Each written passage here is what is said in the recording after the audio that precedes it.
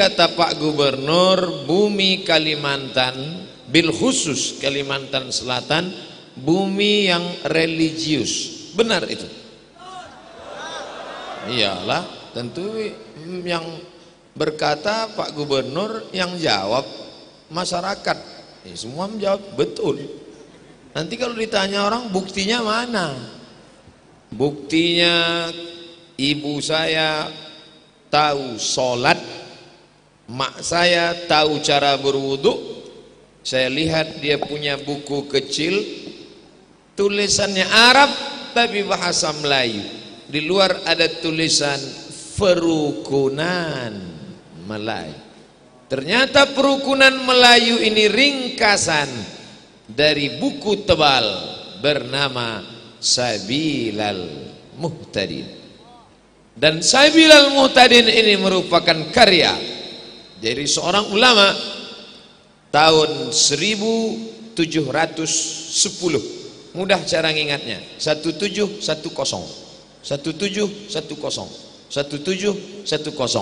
itulah dia Syekh Muhammad Arsyad Al-Banjari. Kalau hidup beliau sekarang umurnya 400 tahun, lebih tua dari kerajaan tempat kami tinggal Riau.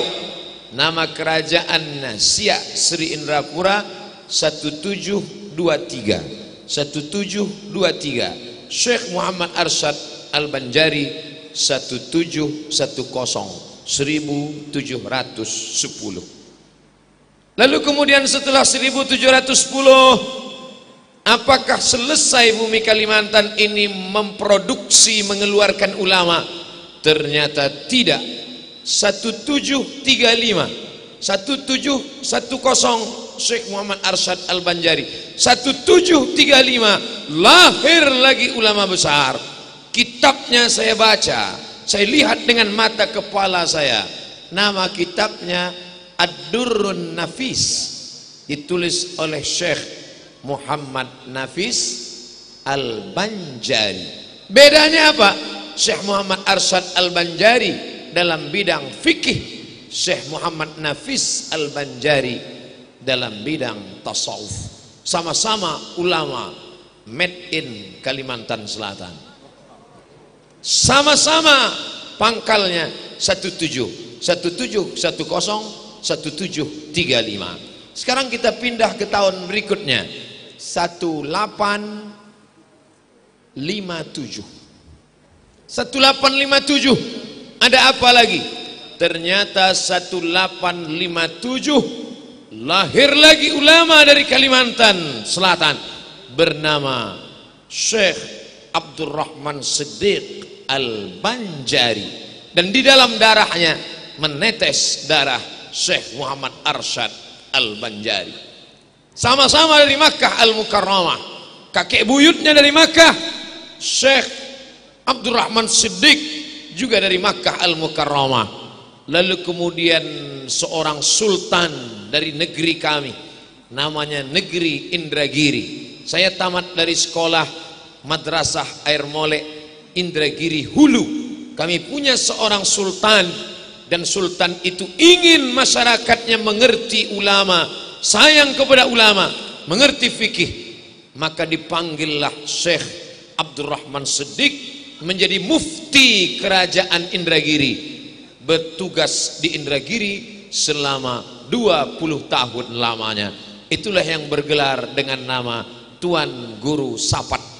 Makamnya di Kabupaten Indragiri Hilir, ibu kotanya Tembilahan, dan masyarakat di sana mayoritas menggunakan bahasa Banjar karena memang komunitas masyarakat Banjar. Insya Allah haul Syekh Abdurrahman Siddiq saya akan tausiah di makam Tuan Guru Safat insya Allah. 1710 1735 1857 meninggal Tuan Guru Safat. Apakah ulama Kalimantan berhenti mengeluarkan ulama?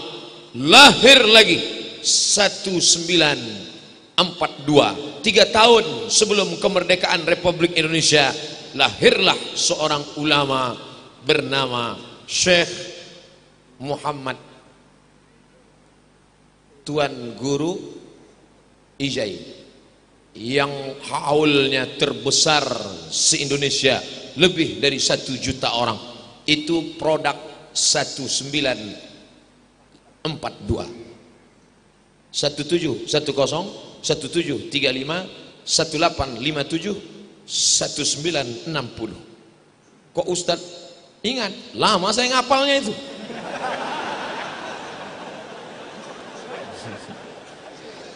Ternyata Tuan Guru Ijai berlalu, Syekh Abdurrahman Siddiq berlalu, Tuan Guru berlalu.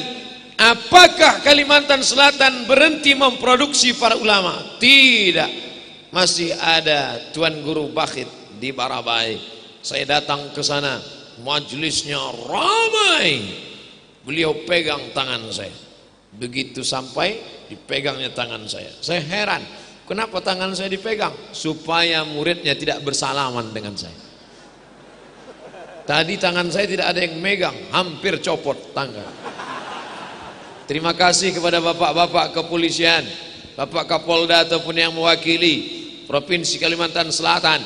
Kalau tidak diamankan tadi tidak tahu apa yang terjadi. Al-hubbu yu'mi wa yusim. Cinta membuat orang buta. Jamaah terlalu cinta sampai tidak tahu kalau ustadznya kurus. Dia sangka tegap, gagah dan perkasa. Sampai akhirnya perjuangan berat dari mobil sampai menaiki pentas ini. Yang saya pusingkan nanti gimana turun dari sini. Tapi insya Allah semuanya sayang, insya Allah.